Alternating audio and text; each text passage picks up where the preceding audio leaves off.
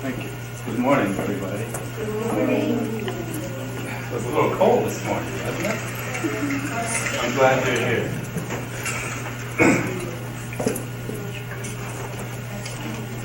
So what we're going to talk about, first part of this section is about Japan. How many of you know a little bit about Japan? Almost everybody, right? That's where Nintendo comes from, that's where Walkman comes from, cars, a lot of things, right? It's a really exciting place.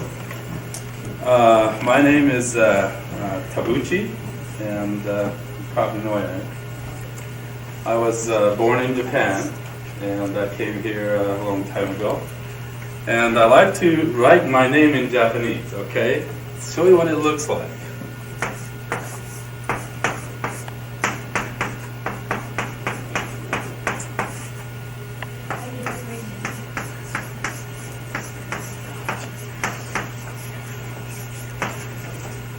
Now notice I wrote the name up and down, right? Instead of sideways.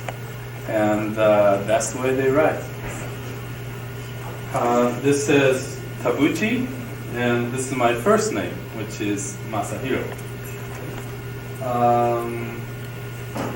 This last name indicates what it means is that it says next to the field. So my ancestors, a long time ago, probably lived next to the field. And so when you understand Japanese, when you hear their last name, you can usually figure out, where their background lies at. So anyway, this is my name. And I'll try to go through very quickly about Japan. And I hope that you'll learn something about Japan by the end of this session. In fact, I know you would. How many of you are football fans? Okay. Who's up for AFC Championship? Does anybody know? Buffalo is playing Cincinnati, right? Okay. What state is Cincinnati at? Okay. You just spoke a first Japanese word, Ohio, which means good morning. Okay. So if you want to remember how to say good morning in Japanese, what do you remember? State of Ohio. Could everybody say Ohio? Ohio. There you go. That's great. So you can all go in the classroom this morning and say, Ohio. There you this go. Is whoever. Okay. And so I go to Japan quite often, twice, 3 times, 4 times sometimes. And I heard about this particular presentation 3 months ago. And so when I went to Japan in November, I brought some things back. So I'd like to share these things with you, and hopefully that you'll have something to take home. A little bit about Japan. People wonder, where did the name Japan come from? We think, this is not fact, but a long time ago, when Marco Polo went around the world, he named it not quite Japan, but similar in Italian. And Japanese call Japan Nippon, which means that the source of the sun. As you have seen, Japan is about, say, parallel to the United States. The highest point in Japan is Mount Fuji, which is over 12,000 feet. We're in California. What's the tallest mountain? Does anybody know? Okay. Mount Everest? No.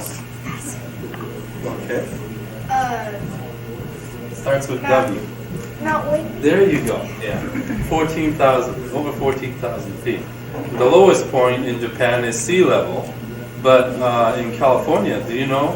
Okay. That's about. There you go. That's about 283, 284 feet below the sea level. As far as the size of Japan is concerned, you can look at the state of California, and actually California has more square foot than Japan does. So it's not that big of a country, but there are a lot of people who live there, about 130 million people. And does anyone know what a square mile is? It's an area, right? You take 1 square mile And average population in Japan is about 824, 825 people. And in California, I think it's about 150 people. So there are a lot of people, especially in Tokyo. As far as seasons are concerned, it's similar to California, except California, depends on where you are, it doesn't snow very much, especially here. And in Japan, in northern part, it snows. I want to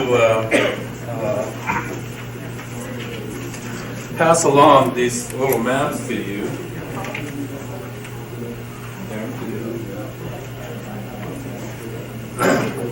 So that you can see what Japan looks like on a map.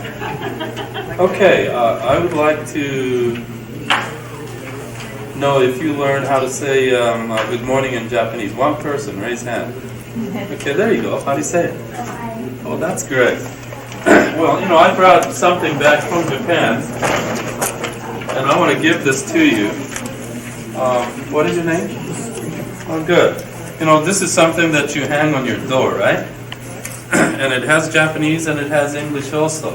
So, if your mom or dad says, are you doing your homework? And if you're not, hang one of these and say, I'm sleeping or I'm studying. But anyway, you can have this, okay? Well, thank you. Okay, as you see in the map, there are 4 main islands in Japan. And a long time ago, 200 to 400 AD, there were a lot of influence from China. Japan learned a lot about Chinese cultures because at that time China was very well advanced. And so they learned about Chinese writings, they learned about Chinese arts, and so forth. And I'm sure you have seen Japanese flag, but this is what Japanese flag looks like, right? It looks like sun coming up. Okay, I want to show you a little bit about Japanese money. I'm sure that we're all interested in money, right? This is what it looks like. So it goes from here, and Japanese money is counted in yen. In US we have dollars and cents, but in Japan it's only yen.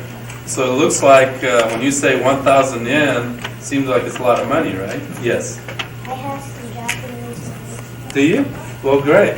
Well, by the end of this session, I hope I have enough money to give it to all of you so that you can go home and show your parents and talk to your brothers and sisters. And tomorrow morning when you wake up, what do you tell them? Ohio, there you go. Okay. So I'm going to pass this around. This is 1,000 yen, 500 yen, 100 yen, all the way down to 1 yen. Some coins have holes, and we often wondered why it has holes. But we think a long time ago in Japan, people didn't have, especially men, didn't have purses. And if you see ninja and so forth, right, they don't have pockets. So we think that they strung these money to carry with them. Now I attached this chocolate. This is Japanese chocolate, okay? Now you see Japanese, Nintendo's getting more expensive sometimes, and sometimes it gets cheaper. The reason why it does that is because as an economy improves, your country's money gets stronger and stronger. While other countries' money becomes weaker and weaker. So in 1970, $1 used to be approximately 360 yen. So if you gave him $1, they used to give you 360 yen. Today, because of Japanese industry becoming really strong, it became very expensive. So instead of 360 yen, you only get 125 yen. So if you were to buy one of these candies in Japan, let's say in 1970, it has a price tag of 200 yen. So it used to be about 60 cents, which was pretty good, right? And it's pretty good today. But because of the exchange, meaning that when you change $1, you get so much yen, You get very little now, 125. So it costs you $1.50. But if you had Japanese money, right? Later on, if Japanese money becomes stronger, then you get more dollars back when you exchange.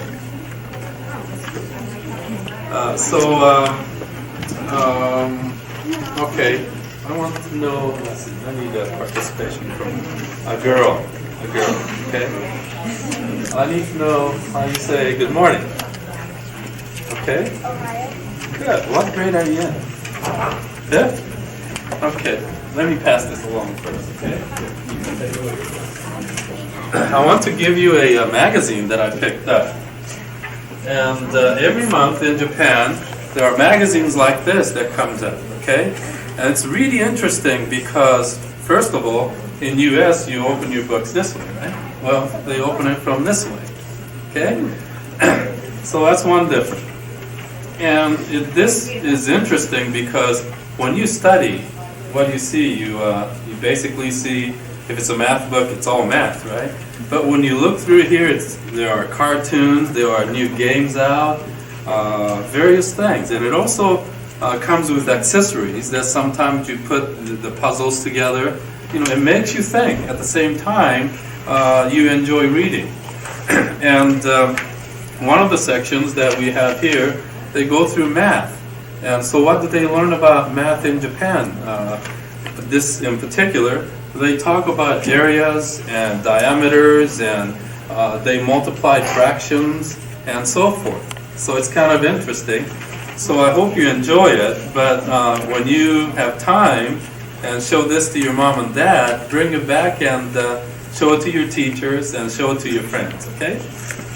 How do you say good morning? There you go. Thank you. Okay, I don't want to lose the track here because I only have a few minutes. So there are basically three types of alphabets, let's say, in Japan. In US, there is only one set. One is very difficult Chinese characters. The other one is a very simple alphabet. And the other set of alphabet is used to express imported words, things like television, radio, and so forth.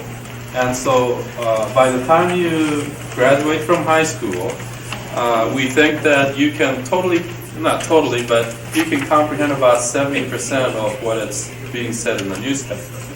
Same way in English, though. You know, there are some vocabularies that are very difficult to understand. Back to Japan. Around 1500, Europeans came. Americans came. Commodore Perry is a very famous name in Japan. But, I'm sorry, that was around 1600. I'm sorry, I'm wrong again. 1854. When Europeans started to come to Japan in mid-1500, Japanese people were very scared that it was going to be influenced very much. So they closed the door for a couple hundred years. But in 1854, Commodore Perry came from the United States, and they opened two ports, seaports. At that time, they didn't have planes, so ocean liners were the main way of travel, or warships. So because of opening two ports, that Japan became a very industrial country. They mainly eat rice in the morning. A lot of kids eat bread nowadays. But when I was growing up, I used to eat a bowl of rice and some vegetables, and you go to school, pack lunch. And so even today, the main dish is rice, and meat is very expensive. And so they eat vegetables. It is surrounded by ocean, as you see. So they have lots of fish. A lot of different ways. Lots of kids eat sushi. Yeah. But anyway, so pardon me? You're not a sushi eater? Yes, I am. Oh. Okay. I want to show you chopstick. I'm sure some of you have seen chopstick, right? You have some, right? So this is the way we use it. Okay. So I see a little chalk, and if it's not too slippery, I can pick it up. So this is called hashi, which means chopstick. H-A-S-H-I. So, how do you say chopstick? Okay, there you go. I want to give you one, okay? I want to give you this one right here. Okay, this one, it has some writings here. That says father, okay? So you can take it home and show it to me. Before I go too far, I really want to appreciate you inviting me, and without nice teacher being here and inviting me, I wouldn't be here. So I want to give her something too, and so she doesn't forget her homework.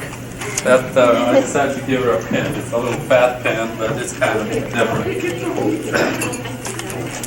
I'm going to give another book. Who's a fourth grader? Let's see. Girls, so I need a boy. Fourth grade book. Okay. How do you say good morning? There you go. Okay. So I have another book right here, fourth grade. So it's similar to the fifth grade, right? But it's a little bit different. But it also has cartoons. There are new Nintendo cartridges, and it explains how you play it and so forth. And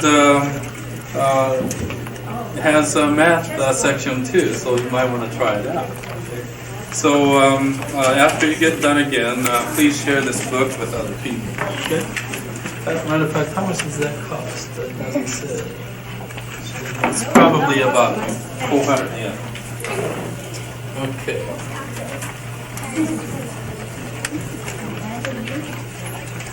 Now I want to tell you a little bit about school. Now, school in Japan starts in springtime, April. Okay, so it starts from April, and grade schools are the same. It goes up to 6th grade, and then junior high, high school, and so forth. Some of the differences are that summer vacation is short there, 1 month. That's pretty short, isn't it? And also, during that time, they just don't relax. Before summer vacation starts, there are all kinds of projects. And so during the summer vacation, they usually have some projects, which may be going out to wilderness and collect bugs, or you grow certain things. And then in the middle of summer vacation, your teacher would come around and visit your family and see how you're doing and so forth. Now, teachers in Japan are considerably different than here in that they are very well respected. So if you want to become a teacher in Japan, it's a really nice profession. They get paid well. Their status symbol is probably as good as lawyers or doctors or even better. And so even myself, when I see old teacher in Japan, I feel that I'm doing okay here, but I have a lot of respect for that teacher. When you come into the classroom in the morning, you sit down, obviously. And when teacher comes in, everybody stands up. And then they bow and say good morning or good afternoon. And so during the course of the classroom, if you would like to ask questions or reply or whatever, you first raise your hand and teacher will point at you and you stand up and you answer and you sit down. It seems kind of complicated, but after a while you get used to it. At the end of a school day, I used to clean the classroom, everybody. And so we had different chores of cleaning the hallways and cleaning classrooms, and like 6th graders would come around and check it out to see how well you did. And on a blackboard, they'll tell you how well they did by putting mark, like one circle, not so good.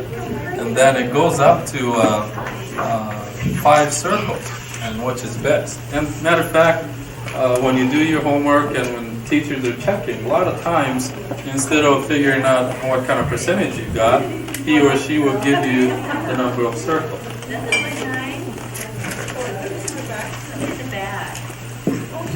So when you get into high school, or before you get into high school, you have some choices to make. Do you want to go to college and become a certain professional, or do you want to study some vocational type of thing? And so there are different high schools, and you would take a test and you would get into specialized high school. And there are general high schools that you can get in. So in Japan, they try to determine what they would like to become when they grow up, and they would work very hard. In universities, it's extremely difficult to get in. What they do in Japan is that they project. University is 4 years long, so the industries would project to see how many of certain kinds of jobs that are going to be open. So if you're going to be an engineer like myself, then all of the industries are asked to provide that information. And so they would only give so many degrees. But when you graduate from university, you know that you can get jobs somewhere in that particular field. You just have to look for it, and you apply and you take tests, and then you start working. Once you get in universities, though, they say it's relatively easy to go through, easier than the United States. But it's always a difficult task to go to universities anyway. In Japan, through university, there are uniforms. They're usually black bottom. I had videotape, but I didn't have a chance to bring it because I'm running out of time. But I will make copies available in VHS, so if you want to look at it, you can look at it. Anyway, so they would wear black uniform. But in summertime, it's hot, so they usually take the jacket and they would have white shirt. And they would also wear caps, and when you look at their caps, you can tell whether they're in a grade school, junior high, or high school. And then you can usually tell what grade they're in because the caps would have bands around them, and the number of bands indicate what year of high school or junior high that you're in. Okay, I need a girl. Okay, let me say good morning.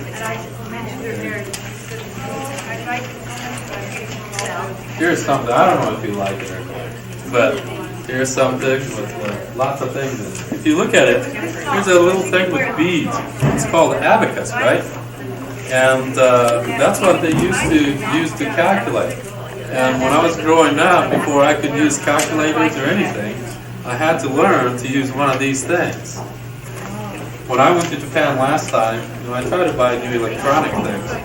It was really funny because I went to buy the calculator, and you could usually bargain. So I was trying to find out how much discount I could get.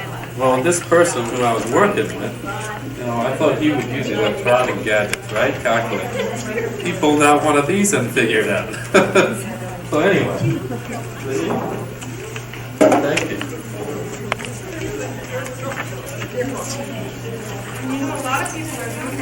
I have a couple of more chopsticks. Who would like it? One door, one door. Okay. Who has a grandfather close to you? You have a grandfather close to you? I'm going to give you one that says grandpa. Okay? And, okay, I'll give you one. This one says mother. Okay. Main method of moving around in Japan is not automobile, because it's a small country, very congested, so they use trains, buses, and bicycles.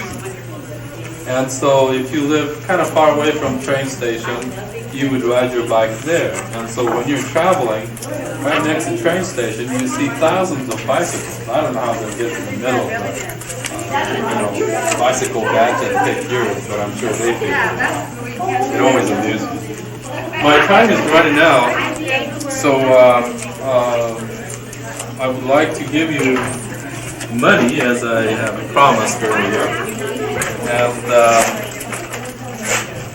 Sharon, I would like to leave this with someone here so that they can keep it for a long time. Aaron, where's Aaron? Would you pass this, please? And I have a couple more bookmarkers. We read a lot of books. You do one of these. Okay.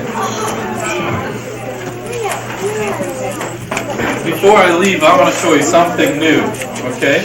I need your attention for 30 seconds. Boys and girls. Who has Walkman? Right? You have Walkman, right? Who has Watchman? You know what Watchman is? It's a little TV, right? Maybe some of you haven't seen it. You have disc players, right? Some people do. Okay.